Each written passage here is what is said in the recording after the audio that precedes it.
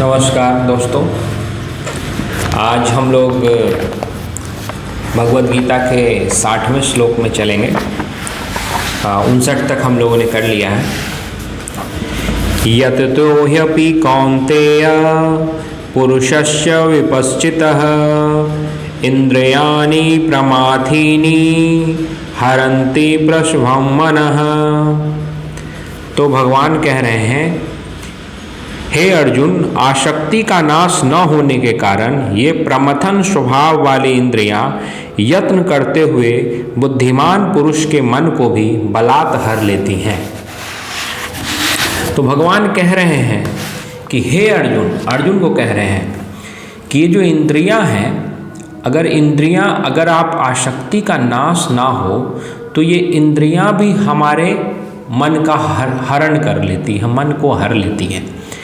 जैसे कि आप उदाहरण लेके समझ सकते हैं कि किसी व्यक्ति को सिगरेट पीने की आदत हो, तो आप देखेंगे कि एक निश्चित समय के बाद उसको बड़ी ज़ोर से इच्छा होती है। एक समय अगर वो शाम के शाम प्रतिदिन सिगरेट पीता है तो उसको संध्या होते ही उसको इच्छा होगी कि तुरंत सिगरेट पिए। इसी प्रकार किसी को चाय की आदत होती है तो उसको एक निश्चित समय पे चाय चाहिए ही चाहिए।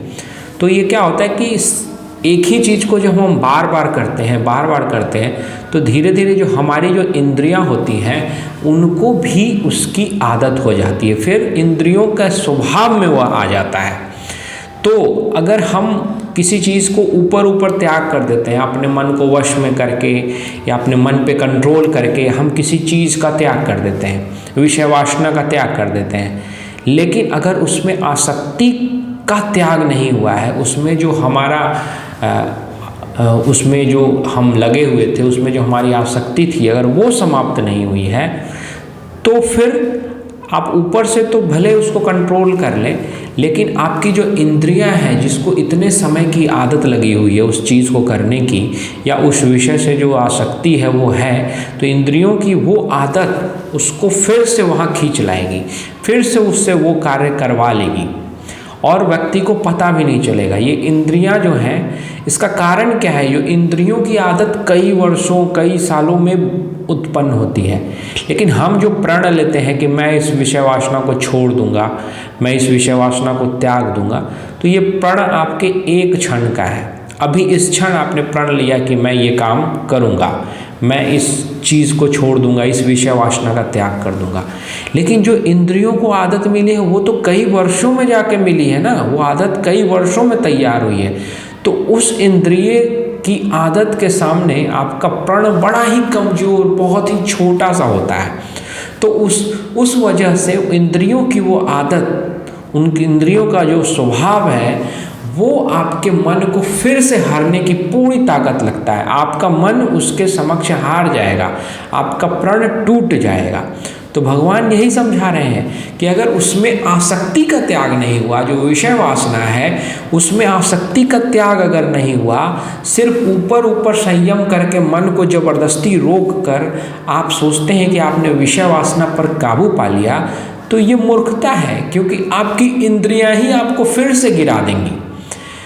तो यही भगवान समझाना चाह रहे हैं कि अगर वास्तव में विषय वासना का त्याग करना है तो विषय वासना में जो आसक्ति है उसका त्याग करना होगा। सिर्फ ऊपर संयम करके मन को जबरदस्ती वश में करके हम उससे छुटकारा नहीं पा सकते। हमारी अपनी इंद्रियां वही हमें गिरा देंगी, वही हमें फिर से विषय वासना में संलग्न कर देंगी। तो आखिर उपाय क्या है? फिर कैसे उससे आसक्ति का त्याग कैसे हो, क्या हम करें जिसकी वजह से हमारी इंद्रियां फिर से हमें विषय वासना में न गिरा दे? तो उसके लिए भगवान ने अगले श्लोक में बताया है।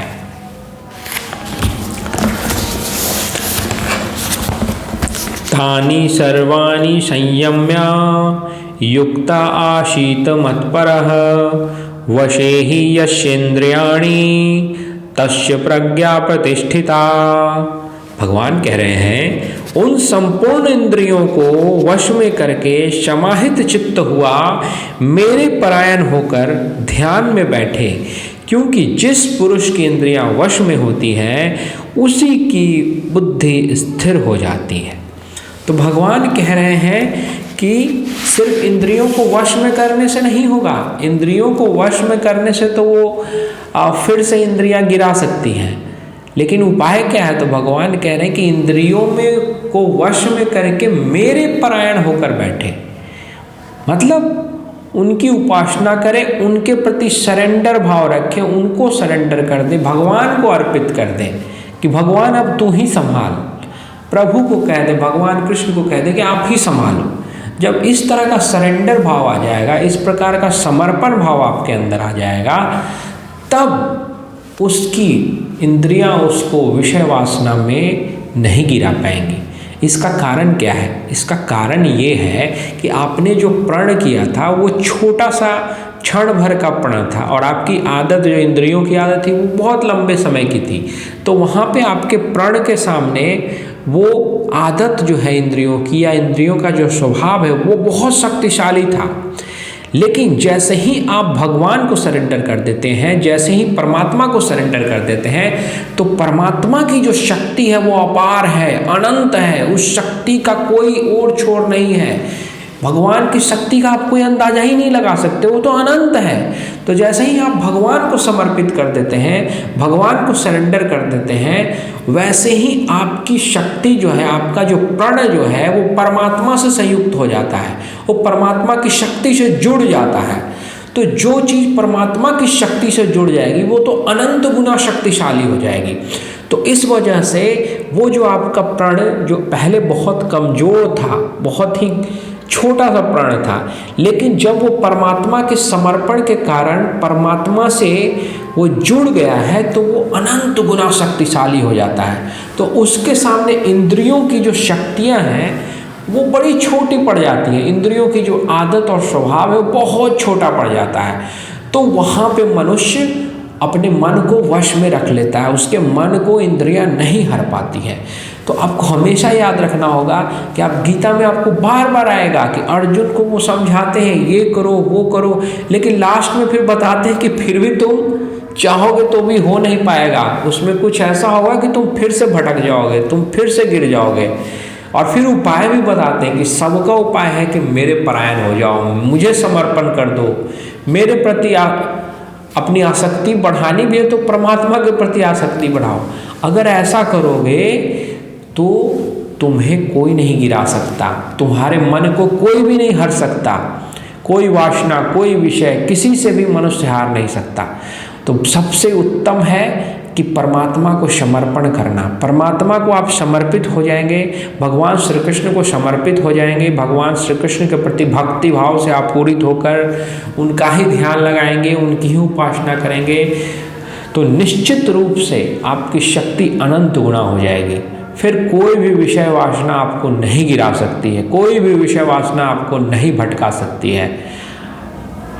तो मूल भगवान यही समझाना चाहते हैं कि संपूर्ण इंद्रियों को वश में करके, अपनी इंद्रियों को वश में करके फिर तुम मेरे परायण होकर बैठो, मुझे समर्पित होकर बैठो, तब देखो तुम्हारे विषय तुमको नहीं गिरा पाएंगे। और फिर भगवान कह रहे हैं कि जिस पुरुष की इंद्रियां वश में होती हैं उसी की बुद्धि स्थिर होती है। और इंद्रियां किसकी वश में होंगी?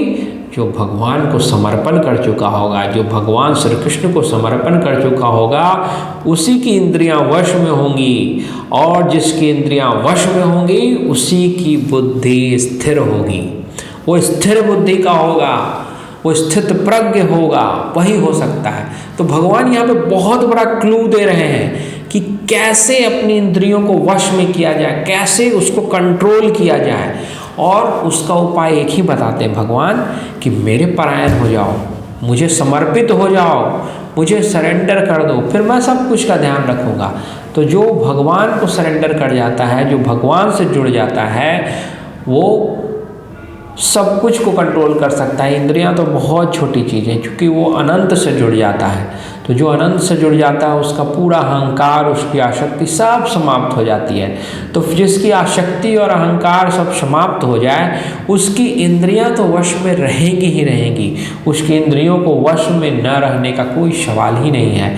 तो भगवान ने एकदम क्लू दिया है, भगवान ने जो मूल बात, जो मौलिक बात थी वो बतला दी कि तुम मेरे परायण हो जाओ, मत परह। मेरे परायण हो जाओ, मुझे सरेंडर कर दो, मुझे समर्पित हो जाओ।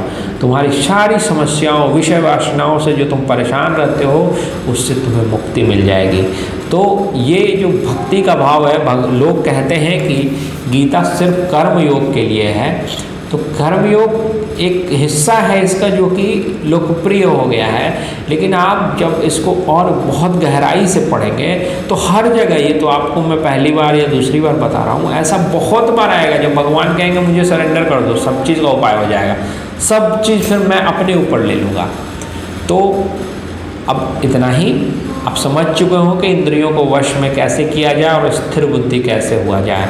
इंद्रियों को वश में भगवान को सरेंडर करके, उनके प्रति भक्ति भाव रख के, उनकी उपासना करके ही आप इंद्रियों को वश में कर सकते हैं। और जैसे ही आपकी इंद्रियां वश में हो जाएगी, आपकी आसक्ति का नाश हो जाएगा और आपकी बुद्धि स्थिर हो जाएगी। आज के लिए इतना ही, अगले श्लोक अगले एपिसोड में। तब तक के लिए आपको नमस्कार। मेरे चैनल को सब्सक्राइब करना और नोटिफिकेशन आइकन को दबाना ना भूलें।